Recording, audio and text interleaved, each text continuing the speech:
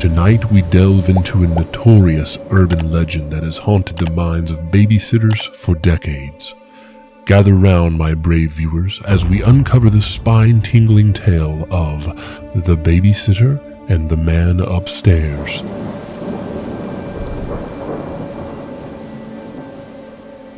In the midst of a torrential storm, as lightning cracked across the sky, a desperate young woman named Sarah found herself at the crossroads of fate. Struggling to make ends meet, she stumbled upon a glimmer of hope, an opportunity to become a babysitter for a nice couple residing in a beautiful large home built in 1908 and then refinished. The house sat on a nice piece of land that was isolated from the busy city. On Sarah's first night on babysitting duty, as night fell and shadows danced in the corners of the house, the couple entrusted their precious children to her care. With a gentle goodbye, they loaded into their car and drove into the night, leaving the young woman alone in the eerie embrace of the ancient dwelling. Once the children were nestled into their beds, Sarah went downstairs to read, hoping to drown out the howling wind and the unsettling creaks that echoed through the halls.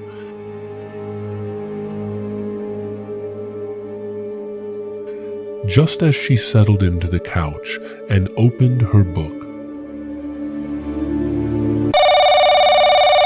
the shrill ring of the phone pierced the silence.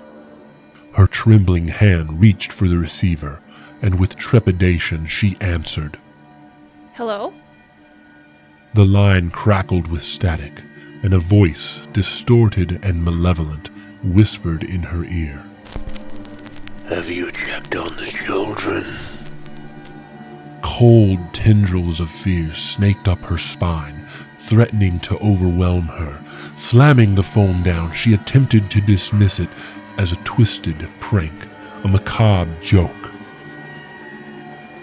But the unsettling feeling lingered, refusing to be cast aside. Sarah reluctantly and slowly picked up her book once again. As she finished the second page and began to dedicate her complete focus to the story, the phone erupted in a cacophony of sound once more, as if mocking her feeble attempts at reassurance. Trembling, she carefully picked up the receiver. Hello?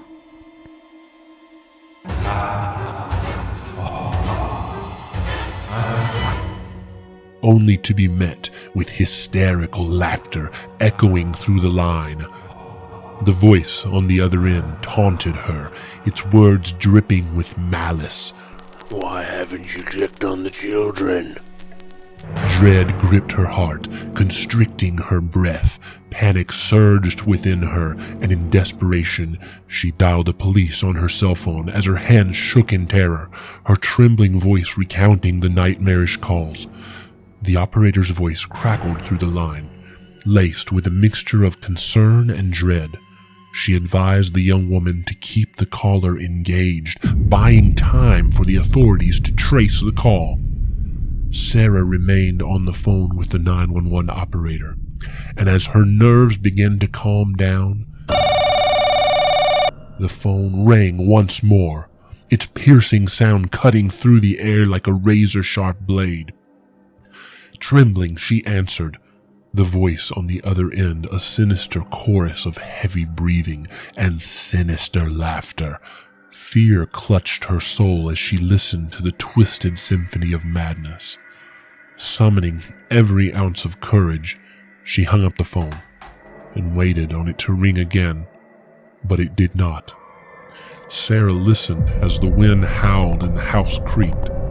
All of a sudden, a creak came from upstairs as lightning flashed and the power flickered. She could hear the 911 operator's voice begin to say something, so she held her phone up to her ears. Leave the house immediately. The calls are coming from upstairs. Adrenaline surged through her veins, propelling her towards survival. She sprinted toward the front door, her heart pounding in her chest. She ran outside into the front yard and stopped. She started thinking of the children. She decided to be brave and to go back in the house. Sarah turned around and went back to the front door, but when she looked up, she found herself face to face with a haunting sight. A hand pressed against the glass, its twisted fingers clawing to open the door. A scream erupted from her lips, reverberating through the night as she fled into the safety of the street. It was there she saw the swirling lights of the police cars. When the police finally pulled up, she shared her harrowing ordeal with the officers, her voice trembling, her eyes haunted. The police immediately combed through the house, their flashlights piercing the darkness, revealing the remnants of a nightmare. In a hidden corner, they discovered the children huddled in a closet, their innocent faces stained with tears. In the parents' bedroom, a gruesome scene unfolded. An abandoned, blood-soaked axe lay discarded, a chilling testament to the sinister intentions of the intruder. As the authorities surveyed the scene, a chilling realization dawned upon them. The back window stood open, curtains billowing in the wind, an ominous gateway for the escaped malefactor who had narrowly evaded capture.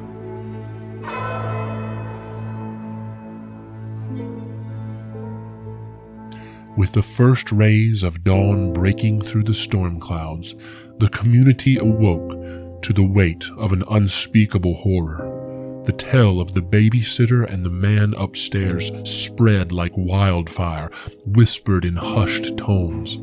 The man upstairs was still out there, lurking in the darkness. The brave babysitter, forever marked by the scars of her ordeal, would forever carry the memory of one fateful night.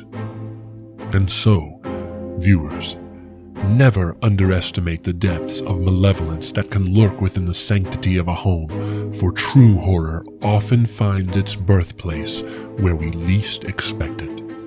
So, as you drift into the realm of sleep tonight, remember to lock your doors, secure your windows, and tread carefully, for within the realm of true horror the most terrifying tales lie in wait, eager to seize those who dare to venture alone into the night.